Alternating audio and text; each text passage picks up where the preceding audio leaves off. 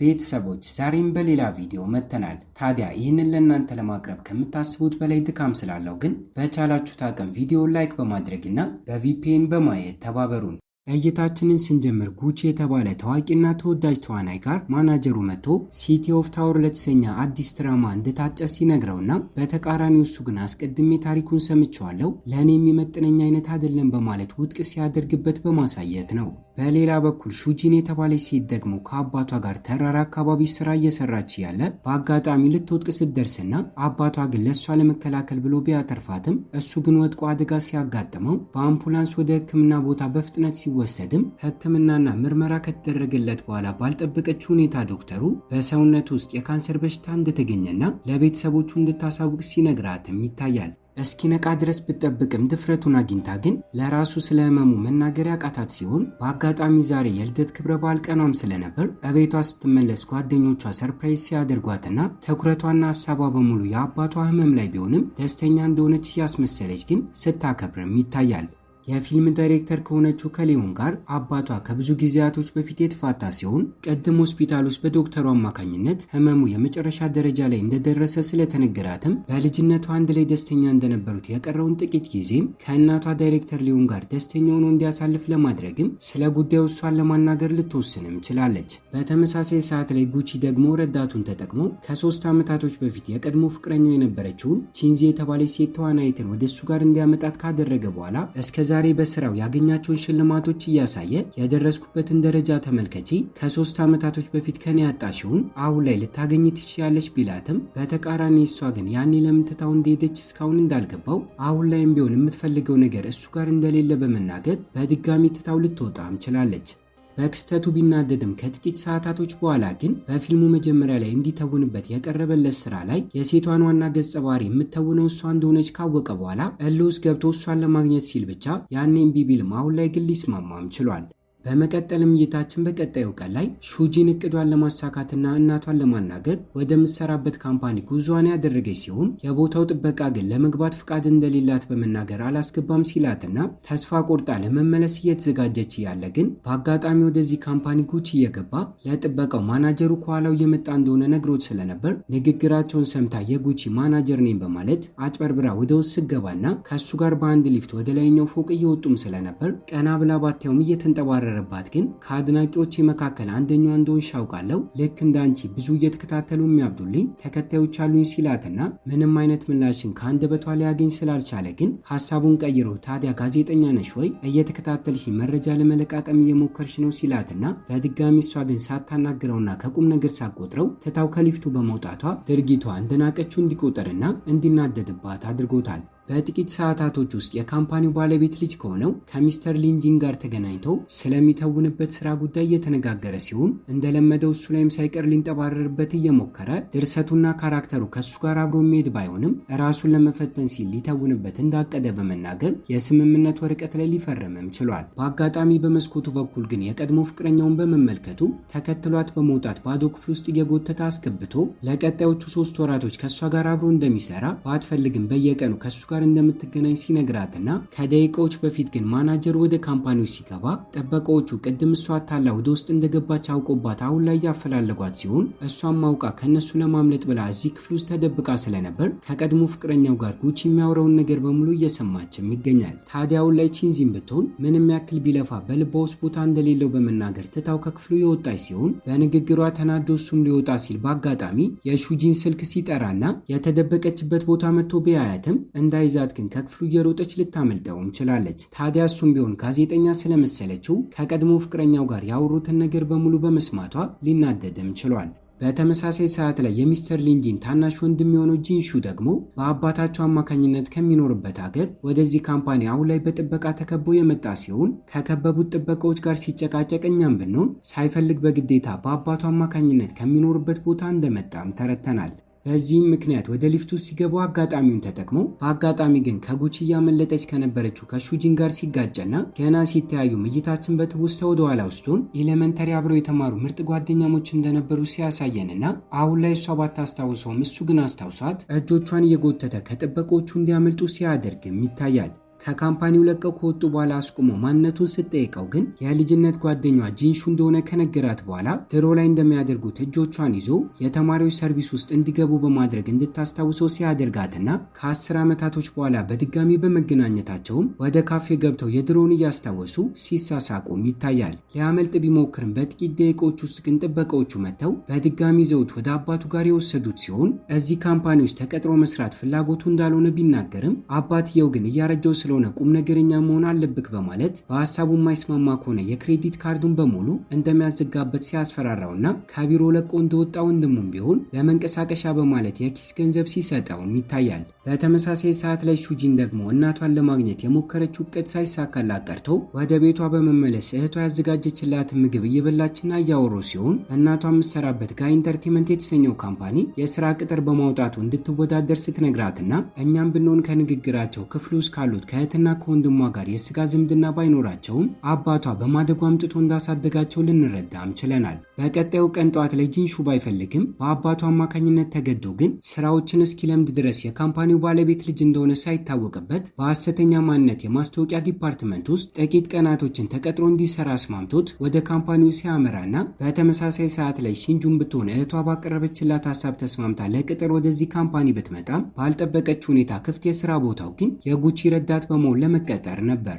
እንዲሁም ከዚህ ቀደም ረዳቱ የነበሩትን 5 ሴቶች አድናቂዎቹ በመሆናቸው ብቻ ከስራቸው ሊያባርራቸውም ችሏል። ትላንትና ከቀድሞ ፍቅረኛው ጋር ሲያወራ በመስማቷና ጋዜጠኛ ናት ብሎ በማሰቡም ለረዳቱ አሁን ላይ ስለሱ የወጣ ዜና ካለ እንዲያጣራ እየነገረው ሲሆን ምንም አይነት ዜና እስካሁን እንዳልተለቀቀ በመረዳቱ ግን እየተገረመም ይገኛል። በተመሳሳይ ሰዓት ላይ ጂንሹ ደግሞ አባቱ በነገረው መሰረት ማንነቱን ቀይሮ ልክ እንደ ተራ ተቀጣሪ ስሙን ቀይሮ ስራዎችን ሊጀምርም ችሏል። ከጥቂት ደቂቆች በኋላ ሹጂን ኢንተርቪው ተደርጎላት ለሚቀርቡላት ጥያቄዎች የጉቺ አድናቂ እንዳልሆነች በተቃራኒው ዳይሬክተር ሊያንን እንደምታደንቅና እሷን ማግኘት እንደምትፈልግ የተናገረች ሲሆን ከርቀት ረዳቱም ንግግሯን እየሰማ ስለነበር እስክጨርስ ድረስ ጠብቆ ለስራው እሷ ብቁ እንደሆነች በመናገር የስራ ልምድ ባይኖራትም እንድትቀጠር ሲያደርግና ወደ እሱ ጋር በሚወስዳት ሰዓት ግን ሁለቱም ተያይተው መደናገስ ሲጀምሩ ከአንዳንድ ስልኳን ከቀማትም በኋላ ከቀድሞ ፍቅረኛው ጋር ሲያወራ ድምፁን እንዳልቀዳችሁ ካረጋገጠ በኋላ ጋዜጠኛ በመሆንሽ ስለኔ ለማጣራት አሁን ደግሞ ረዳት በመምሰል መጣች በማለት እንደማትቀጠር በመናገር ከቢሮ እንድትወጣ ሲያደርጋትም ይታያል። በድጋሚ እድለኛውና ግን ከጂንሹ ጋር የተገናኘች ሲሆን እዚህ ካምፓኒ የመጣችበትን ምክንያት ነግራውም እሱ እንደሚያስቀጥራት በመናገር ወደ ታላቅ ወንድሙ ጋር አምርቶ ጥያቄውን ሲያቀርብለትና ወንድሙ ሊንጂንም ቢሆን ካለማንገራገር የጉቺ ረዳት አድርጎ ሊቀጥራት ሲስማማም ይታያል። አስቀድሞ ጉቺ ከሱ ጋር በተፈራረመው የስምምነት ወረቀት ላይም የሚያስፈልጉትን ሰዎችና ነገሮች በሙሉ የሚያዘጋጅለት ካምፓኒው እንደሆነ ተጽፎ ስለነበር ረዳቱ እሷ እንድትሆን ሲያደርጉለት መቃወምን ያልቻለ ሲሆን በክስተቱ ቢናደድም በጥቂት ቀናቶች ውስጥ እንድትጠለው አድርጎ ግን ከስራዋ በፍቃዷ እንድትለቅ እንደሚያደርጋት ለረዳቱም ነግሮታል። ታዲያ በዚህ ምክንያት ከቀጣዩ ቀን ጀምሮ በጠዋት ወደ ስራ እንድትገባ አድርጎ ቀኑን ሙሉ ሲያለፋት ሲውልና ጨርሳ ወደ ቤቷ ከተመለሰች በኋላ ሳይቀር ስለ ደከማት ወንድሟ ወገቧ ማሳጅ እያደረጋት እያለ በድጋሚ ደውሎ ወደ ስራ ቦታ እንድትመጣ ሲያስጠራትና ለምን እንደጠራት ስትጠይቀውና እሱም ቢሆን የሚያዛትን ነገር ሲያጣም እንደ ስጦታ ከአድናቂዎቹ የተሰጠውን ውሻ እንድትንከባከበው ትዕዛዝን ሲሰጣትና እልዋን ለመወጣት እሷን ብትሆን ውሻውን በእሱ ስም ስትጠራውም ይታያል። ታዲያ የውሻው ጸጉርም ቢሆን አላርጂኳን እንዲነሳባት አድርጎባት በቀጣዩ ቀን ላይ አንገቷ ቆሳስሎ ወደ ስራ ቦታ ያመራች ሲሆን በሚያስቅ ሁኔታ ገና አለቋም ሲያያት እየፈራ ሲሸሻትና እሷ ግን አውቃ ይዟት እየተከታተለችው በእሱ ውሻ ምክንያት እንደታመመች እየነገረችውም ይገኛል። አስቀድሞውኑ እውቅናና ተወዳጅነት ስለነበረው ከአድናቂዎቹ የተሰጠውን ውሻ ተቀብለው እያሳደገ እንደሆነ መረጃዎች መሰራጨት ጀምረው በጥቂት ቀናቶች ውስጥ የበለጠ ተወዳጅነቱ እየጨመረ መምጣትም የጀመረ ሲሆን ጋዜጠኞችም ቢሆኑ ወደ ካምፓኒ መጥተው ቃለ መጠይቆችን ሲያደርጉለትና ከውሻው ጋር ፎቶዎችን ለማንሳት በሚሞክሩበት ሰዓት ግን እሱን ሳይሆን አዲሱ ረዳቱን ስለነበር ውሻው የለመደው ከእሱ ጋር መግባባት ሲከብደውና ይህንን አጋጣሚ ተጠቅማ እሷም እናቷ ከሆነችው ከዳይሬክተር ሊዮን ጋር ስብሰባ ስለነበረው አብረው ወደ ስብሰባው ቦታ እንድትሄድ እንዲስማማ ካደረገች በኋላ ውሻውን አረጋግታለት ፎቶዎችን እንዲነሱ ልትረዳውም ችላለች። ከሰዓታቶች በኋላ የስብሰባ ክፍሉ ውስጥ ከሱ ጋር ተገኝታ እናቷ እስክትመጣ ድረስ እየተጠባበቀቻት ሲሆን ገና ወደ ክፍሉ ስትገባና ስታያት አይኖቿ በእንባ ሲሞሉና ከ8 ዓመታቶች በኋላ ለመጀመሪያ ጊዜ በመገናኘቷም እሷ ስሜታዊ ብትሆንም እናትየዋ ፊት ላይ ግን ምንም አይነት ለውጥ ሳይታይ ከጉቺ ጋር ስብሰባዋን አድርጋና አጠናቃ ከክፍሉ ለቃ ስትወጣም ይታያል። እማዬ በማለት እየጠራች ሹጂንም ብትሆን ተከትላ አስቁማት ልታናግራት ብትሞክርም እሷ ግን የመጣችው ለአባትሽ ከሆነ የኔና የሱ ነገር ከ8 ዓመታቶች በፊት ተጠናቋል፣ እንዲሁም በድጋሚ ስራ ቦታ ላይ እማዬ በማለት እንዳጠሪኝ በማለት ትታት ስትሄድና ንግግራቸውን ከርቀት እየሰማ የነበረው ጉቺም ቢሆን በመገረም በሰማው ነገር ሲደናገጥም ይታያል። ከሰዓታቶች በኋላ በክስተቱ አዝኖ ስለነበር የሚበላ ነገርን ወደ ቢሮ እንድትወስድላት በመናገር ሊያቀራርባቸው እየሞከረ ሲሆን እሷም አጋጣሚውን ተጠቅማ አባቷ በካንሰር እንደታመመ ልትነግራት ብትሞክርም በካንሰር በሽታ ዙሪያ ታዋቂ የሆነ የዶክተርን የቢዝነስ ካርድ ከሰጠቻት በኋላ ለሕክምናው ገንዘብ ካስፈልጋት እሷን ሳይሆን ረዳቷን እንድታናግር ስትነግራትና በንግግሯ ስሜት የሆና በምታለቅስበት ሰዓት እንኳን ሳታዝንላት ትታት ከክፍሉ ስትወጣም ይታያል። በሌላ በኩል ጂንሹን ደግሞ ኢዩምቢ የተባለች ሴት ልታገኘ ወደ ካምፓኒው መታ ስለነበር ትክክለኛ ስሙን እየጠራች ለተቀጣሪዎቹ የት እንዳለ ስትጠይቃቸውና እነሱም ቢሆን እስከዛሬ ተራ ተቀጣሪ ቢመስላቸውም በጥቂት ደቂቃዎች ውስጥ ግን በፎቶ አማካኝነት የካምፓኒው ባለቤት የመጨረሻ ልጅ እንደሆነ ሲረዱና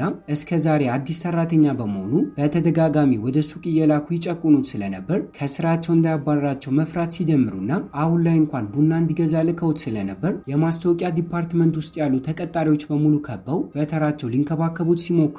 ልታገኘው የመጣችው ኢዩምቢ እንኳን ልታናገረው በምትሞክርበት ሰዓት ላይ ለጊዜው ምክንያቱም ባናውቅም ሊያናግራት ግን ፈቃደኛ ሳይሆን ሲቀርም ይታያል። ጥቂት ቀናቶች በዚህ መልኩ እየተቆጠሩ ከመጡ በኋላ ከእናቷ ጋር የተፈጠረውን ነገር ጉቺ በማወቁ አስቀድሞ ሊያባራት ብዙ ስራዎችን እየሰጣትና እያለፋት የነበረ ቢሆንም አሁን ላይ ግን በተቃራኒው ለረዳቱ ስራዎችን እየሰጠና እሷን እንድታርፍ እያደረገ ሲሆን እሷ ከጎኑ ባለመኖሯ ባይፈልግም ከውሻው ጋር ሳይቀር እየተግባባ መምጣትም ጀምሯል። ታዲያ በአጋጣሚ አንድ ቀን ላይ በስልክ ላይ ያገኛት በሚደውላት ሰዓት ላይ ስልኳን ጓደኛ የሆነው ጂሹን ጋር አስቀምጣ ስለነበር ስልኩ ሲጠራ አንስቶ ሴፍ ባደረገችበት ዳይኖሰር በማለት የጠራው ሲሆን ስለ ዳይኖሰሮች ከኢንተርኔት ላይ እየተመለከተና እያጣራ እየተናደደ ከቆየ በኋላ እስክትመለስ ድረስ ጠብቆ ለምን እንደዚህ ብለሽ ሴፍ አደረግሽ በማለት ሲጠይቃት እየሳቀችበት አውቃ አድናቂዎቹ ከሷ ስልክ ቁጥሩን እንዳይወስዱ አስባ እንደሆነ ልትነግረውም ችላለች። በተመሳሳይ ሰዓት ላይ ጂንሹን የምትፈልገው ኢዩምቢ ደግሞ ምን አይነት የሴቶች አለባበስን እንደሚወድ ካጣራች በኋላ እንደሚወደው አድርጋና ለብሳ ወደ ካምፓኒው ስትመጣና ከረዳቷ ጋር በመሆን አውቃ በአጋጣሚ አስመስላ ልብሱ ላይ ቡና ደፍታበት ይህንን አጋጣሚ ተጠቅማ ልትግባባው እቅዶችን ብታወጣም እስኪመጣ ድረስ ጠብቃ ወደ ተግባር በምትገባበት ጊዜ ግን ሳይሳካላት ቀርቶ ቡናው የራሷ ልብስ ላይ ሊደፋባትም ችሏል። በአጋጣሚ ከሹጂን ጋር ቆሞ ሲያወራ ተመልክታም ስለነበር በቅናት ስሜት ለቀረጻ የሚያስፈልጋትን የዳይኖሰር ቅርጽ በእጇ ይዛ ስለነበር እስክታስቀምጠው ድረስ ጠብቃ እሷ ላይ እንዲላከክ አውቃ የሰበረችባት ሲሆን የተፈጠረውን ነገር እናቷም ካወቀች በኋላ በተለይ ለሁሉም ነገር ኃላፊነት የምትወስደው ልጇ እንደሆነች ካወቀች በኋላ በሰዎች ፊት ለፊት የበለጠ ስጮባትና እንደማትወዳት ያወቀው ጉቺ ግን ጉዳዩን አውቆ ለማረጋጋት ሲሞክርም ይታያል።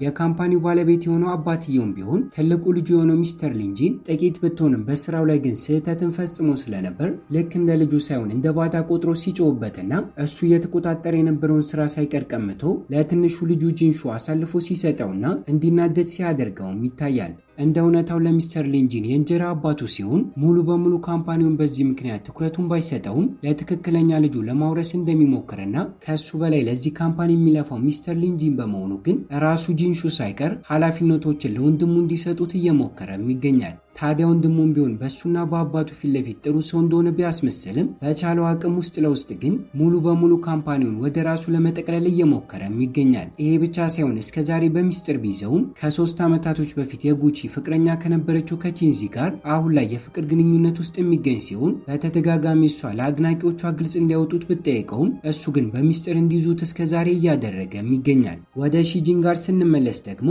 ለቀረጻ የሚጠቀሙበት የዳይኖሰሩ ቅርጽ ተሰብሮባት ስለነበር ለሰዓታቶች እሱን ለማጠባበቅ እየታገለች ያለ ጉቺ ተመልክቶ ወደ ሌሎቹ ሰራተኞቹ ጋር በማምራት አዲስ እንዲሰሩለት ካደረገ በኋላ እዛው ጠረጴዛው ላይ እንቅልፍ ወስዷት ስለነበር አጋጣሚውን ተጠቅሞ አስቀምጦላት ከእንቅልፏ ስትነቃ ማን እንዳስቀምጠው ባታውቅም ግራ እየተጋባች ስትደሰትና ይሄ ብቻ ሳይሆን ውሻዋም ጠፍታ ስለነበር ለደቂቃዎች ያክል አንድ ላይ ካፈላለጓት በኋላ የካምፓኒው በር ላይ ያለው ፋውንቴን ጋር ሲያገኟትና እሷን ከውሃ ውስጥ ለማውጣት እየሞከረች እያለ ቀለል ያለ ጉዳት እጇ ላይ ሲያጋጥማት ውሻዋ ቆሻም ስለነበር ወደ ውስጥ ከተመለሱ በኋላ እጇ ላይ ባጋጠማት ቁስል አማካኝነት ውሻዋን ለማጠብ ስትቸገር ተመልክቶ እያገዛት አንድ ላይ ሲያጥቡትና በዚህም አጋጣሚ ውሃ እየተረጫጩ አሪፍ ጊዜን ሲያሳልፉም ይታያል። እዚህ ካምፓኒ ውስጥ ስራ ከጀመረችበት ጊዜ ጀምሮ ወደ ቀድሞ ባለቤቷ ጋር እንድትመለስ እናቷን ለማሳመን መሞከሯንም የቀጠለች ሲሆን እናቷን ብትሆን ከፊት ለፊቷ ኮስተር ብላ ልታዳምጣት እንኳን ፈቃደኛ ባትሆንም ቢሮ ውስጥ ብቻዋን በምትሆንበት ጊዜ ግን ከዓመታቶች በፊት ድሮ ላይ የተነሱትን ፎቶ እየተመለከተችና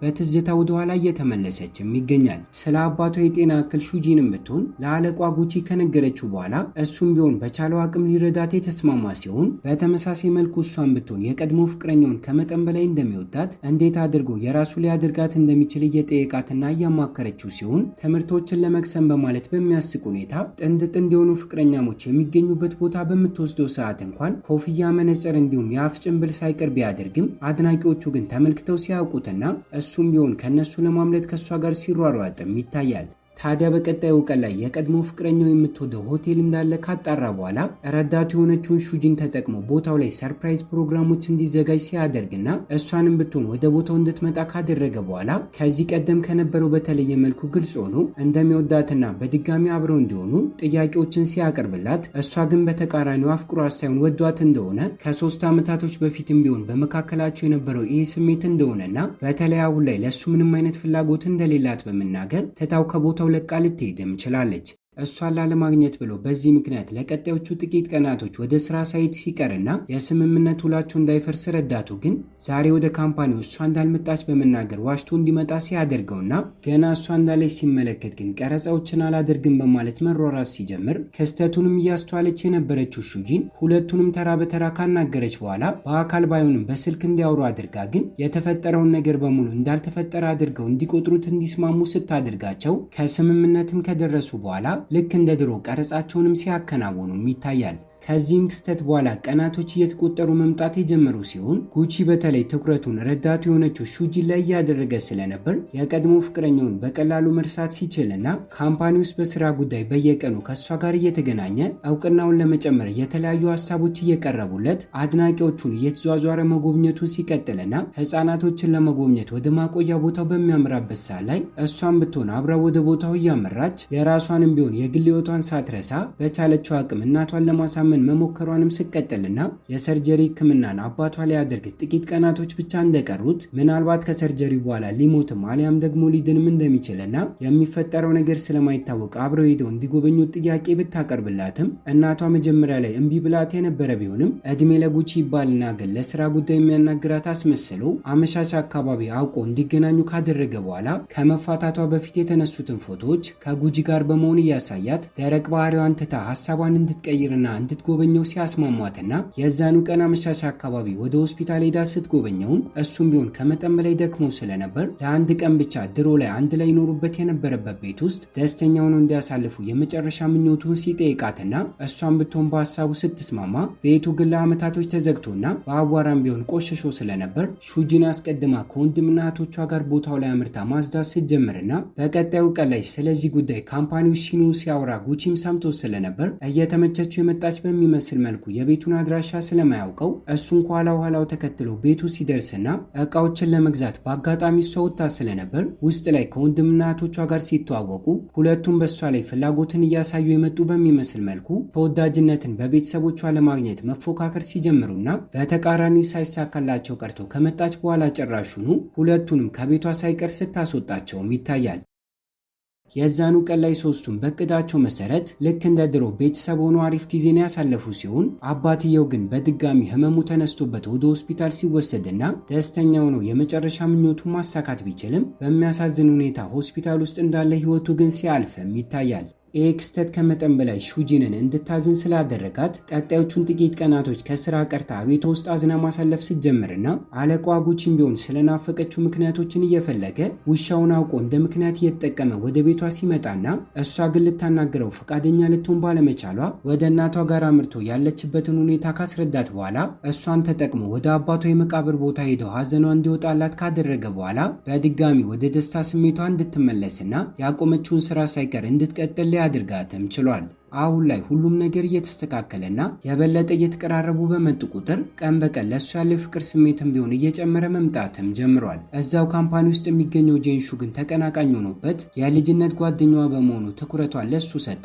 እየተቃለዱና እየተቀራረቡ በተመለከተ ቁጥር የቅናት ስሜት ውስጥ እየገባ በቻለው አቅም ሊያለያያቸው እየሞከረም ይገኛል። ወንድምና እህቶቿ አነስ ያለ ፓርቲ ፕሮግራም አዘጋጅተው ስለነበር ባይጠሩም ቦታው ላይ ሁለቱም ተገኝተው እርስ በርስ ለመፎካከር እየሞከሩ ብዙ መጠጥ ጠጥተው ሲሰክሩና በሌላ ጊዜ ደግሞ ወደ መዝናኛ ቦታ ለሶስት አምርተው ልትቀርባት እየሞከረች ያለችው እናቷ በአጋጣሚ ደውላላት እቃዎችን እንዲገዙ ስትጠይቃት ግን ደስተኛውና ሁለቱንም ትታቸው ስትሄድና እነሱ ግን ብቻቸውን ቢሆኑም እርስ በርስ መፎካከራቸውን ቀጥለው ከከፍታ ላይ ወድቀው ሁለቱም እጃቸውን ሳይቀር ሲጎዱም ይታያል። በወንድምና እህቷም ሳይቀር ተወዳጅነትን ለማግኘት በሚሞክሩበት ሰዓት ላይ በአጋጣሚ ወንድሟና ጉቺ ብዙ የሚያመሳስላቸው ነገር በመኖሩ ደስተኛው ነው ገና ካሁኑ አማቼ በማለት እየጠራውም ይገኛል። በመቀጠልም እይታችን ዳይሬክተር ሊ ወደ ተባለ ሰው ጋር ሲወስደን ከዚህ ቀደም እዚያ ካምፓኒ ውስጥ ተቀጥሮ ይሰራ እንደነበር በዋነኝነትም ለተንኮለኛው ሚስተር ሊንጂን እንደነበርና ከጊዜያቶች በኋላ ግን የክፋቱ ጥግ እየገባው ስለመጣ ድምፅን ሪከርድ በሚያደርገው የልጁ መጫወቻ አሻንጉሊት አማካኝነት የሰራው ወንጀል ለጊዜው ግልጽ ባይሆንም ወንጀልን እንደሰራ ግን ሲናዘዝ ድምፁን ሪከርድ ሊያደርገውም ችሏል። አሁን ላይ ታዲያ ከጊዜያቶች በኋላ ሊንጂን ስለዚህ ነገር በሚያውቅበት ጊዜ የጥገና ሰራተኛ በማስመሰል ሰዎቹን ወደ ቤቱ ልኮ የአስም በሽተኛ በመሆኑ መድኃኒቱን ከተመረዘ ጋር እንዲቀያየር ሲያደርግበትና ይሄ ክስተትም ታሞ ወደ ሆስፒታል እንዲገባ ሲያደርገው እስኪያገግም ድረስ ብቸኛ ልጁንም የሚንከባከብለት ሰው ስላልነበር እናቱ እስክትመጣ ድረስ በቻሉት አቅምም ጉቺና ሹጂን ሊንከባከቡት እየሞከሩም ይገኛል። የድምፅ ቅጂውን የያዘውን አሻንጉሊትም ቢሆን ይዞት መጥቶ ስለነበር ሚስተር ሊንጂን ሰዎቹን ተጠቅሞ ከተቀመጠበት ቦታ አፈላልገው እንዲያመጡለት ትዕዛዝም ሰጥቷል። ለቀጣዮቹ ጥቂት ቀናቶችን በዚህ ምክንያት በቤታቸው አቅራቢያ ሰውየው እየመጣ እንደሆነ ሹጂን ያስተዋለች ሲሆን ተከታትላ ለማስቆም በምትሞክርበት ሰዓት ግን ጉልበቷ ላይ ቀለል ያለ ጉዳት ላይ ያጋጥማትም ችሏል። በዚህም ምክንያት በቀጣዩ ቀን ላይ እናቷ ከተንኮለኛው ሚስተር ሊንጂን ጋር ቢሮ ውስጥ ስትነጋገር እንደምንረዳው እሷን ብትሆን ስለሚያደርጋቸው መጥፎ ነገሮችና ስለ ክፋት ጥጉ ጠንቅቃ እንደምታውቅ አሁን ላይም ቢሆን ከልጇ እንዲርቅና ጉዳት እንዲደርስባት እንደማትፈልግ በምትነግረው ሰዓት ላይ ከሁሉም ነገር እንድትርቅ ልጇን እንድታስጠነቅቃትና ከዚህ ካምፓኒ ሳይቀር እንድታባራት ሊነግራትም ችሏል። ክፋትን አሰባባዩንም ከችግር ግን ልጠብቃት በማቀዷ በቀጣዩ ቀን ላይ ካምፓኒው ስብሰባ ቦታ ላይ እያሉ ምክንያቶችን ሳትደረድር ግልጽ አድርጋ ከስራዋ እንደተባረረች ስትነግራትና በተቃራኒው እዛው ክፍል ውስጥ የነበረው ጂንሹ ግን እሷ ብታባረራትም የካምፓኒው ባለቤት ልጅ በመሆኑ የራሱ ረዳት በማድረግ ከአዲስ ሲቀጥራትና በቻለው አቅም ስለሚወዳት ደስተኛ ሊያደርጋት ሲሞክር ይሄ ክስተት ግን የቀድሞ አለቋ ጉቺን እንዲቀና ሲያደርገውና መጀመሪያ ላይ የራሱ ጂንሹ በቀጣዩ ቀን ላይ ከልቡ እንደወደዳት በመናገር ፍቅረኛው እንድትሆን ጥያቄን ቢያቀርብላትም እሷ ግን በተቃራኒው ከድሮ ጀምሮ ስለምታውቀው እንደ ወንድሟ እንደምታየው በመናገር ጥያቄውን ውድቅ ስታደርግበትና እሱ ግን ተስፋ ሳይቆርጥ እስከ መጨረሻው እንደሚሞክር ቃል ሲገባላት የፍቅር ባይሆንም በሁለቱ መካከል ቀን በቀን እየተፈጠረ ባለው ቀረቤታ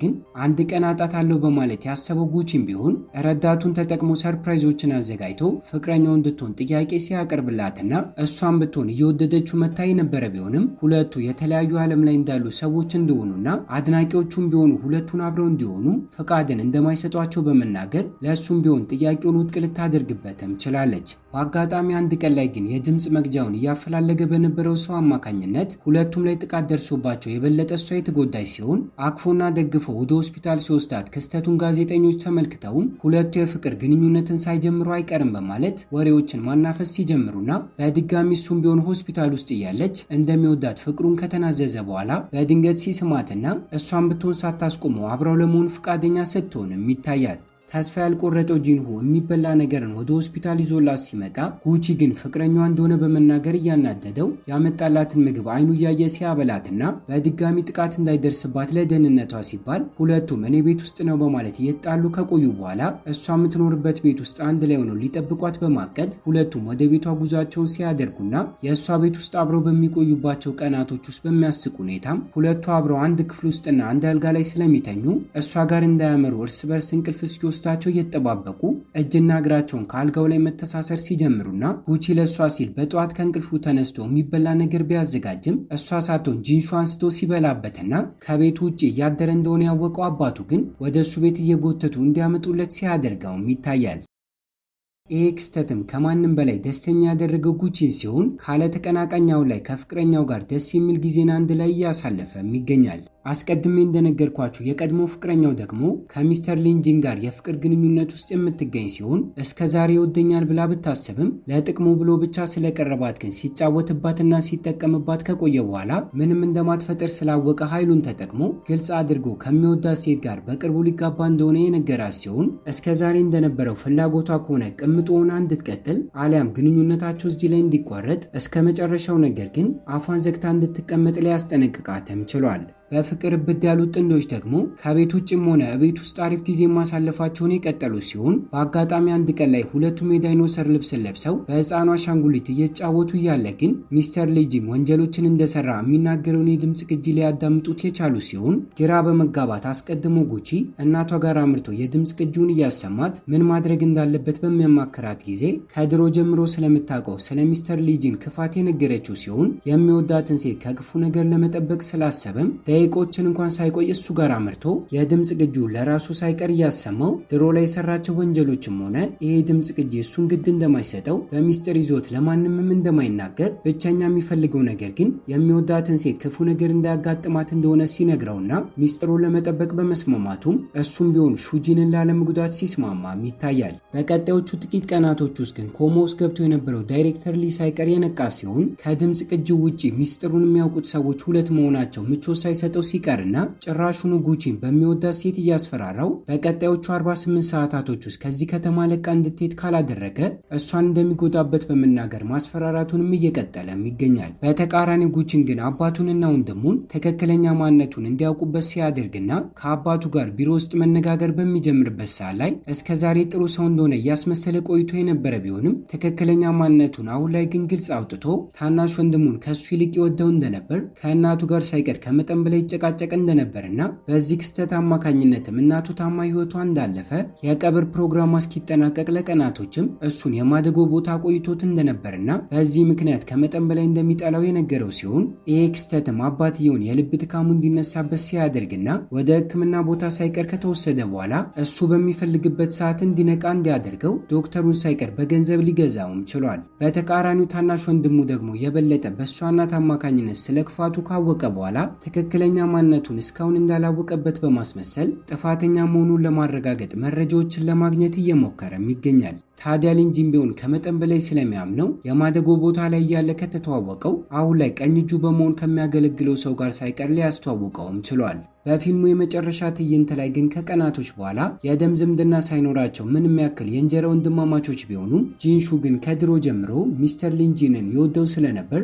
እስከዛሬ እሱ የሰራውን ጥፋት በሙሉ ራሱ እንዳደረገው ለፖሊሶች ተናዞ እጁን ሰጥቶ ወደ እስር ቤት ሲገባና ከልብ ድካሙ አገግሞ አባታቸው ሳይቀር ከነቃ በኋላ ወደ ሆስፒታል ሄዶ ሊንጂን በሚጠይቀው ሰዓት ላይ የዚህን ያክል ሴጣን እንዲሆን ያደረገው እሱ እንደሆነ እናቱን እያሰቃየ የታናሽ ወንድሙን እናት ግን ይንከባከብ ስለነበር ከመጠን በላይ በጥላቻ ተሞልቶ እንዲኖር እንዳደረገው ሲነግረውና እስከዛሬ አባትየውም ቢሆን ባለማስተዋል ላደረገው ነገር ይቅርታ ከጠየቀው በኋላ ካምፓኒው እዚህ ድረስ እንዲደርስ ያደረገው እሱ በመሆኑ ምንም አይነት ንብረት አልፈልግም በማለት በስሙ እንዳዞረለት ሰነዶችን አምጥቶ ሲሰጠውና እነዚህ ክስተቶችም የጸጸት ስሜት ውስጥ እንዲገባ ሲያደርጉት ይሄ ብቻ ሳይሆን እስከዛሬ ምንም ያክል ቢማግጥባትም ከልቧ የምትወደው ቺንዚም ሳትቀር በአጋጣሚ ሰክሮ እያለ ዱርዮች ሊያጠቁት በሚሞክሩበት ሰዓት ላይ ከፊት ለፊቱ በመግባት እሷ ተጎታ ስትወድቅና ይሄ ክስተትም እስከዛሬ ልብ ሰጥቶ ባያስተውለውም ብዙ የሚወዱት ሰዎች ግን ከጎኑ እንዳሉ እንዲረዳ ሲያደርገውና በዚህም ምክንያት ጋዜጠኞችን እንዲሰበሰቡ ካደረገ በኋላ እስከዛሬ የሰራቸውን ወንጀሎች አንድ ባንድ ዘርዝሮ ሲያወጣና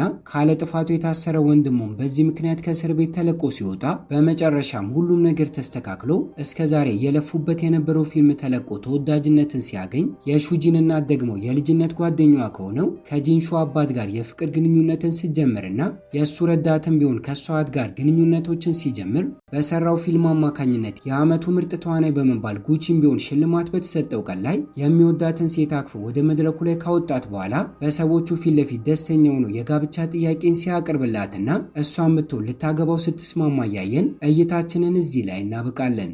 ቤተሰቦች ይህንን ለእናንተ ለማቅረብ ከምታስቡት በላይ ብዙ ልፋትና ድካም አለው። እስከ መጨረሻው ድረስ ደስተኛ ሆናችሁና አጣጥማችሁ ከጨረሳችሁ አይቀር ቪዲዮውን ላይክ በማድረግም ተባበሩን። ለቻናሉ አዲስ ከሆናችሁ ሰብስክራይብ፣ ሀሳብና አስተያየታችሁንም ኮሜንት ላይ አስቀምጡልን። በቀጣይ በሌላ ቪዲዮ እስኪያገናኘን ቸር ያቆየን።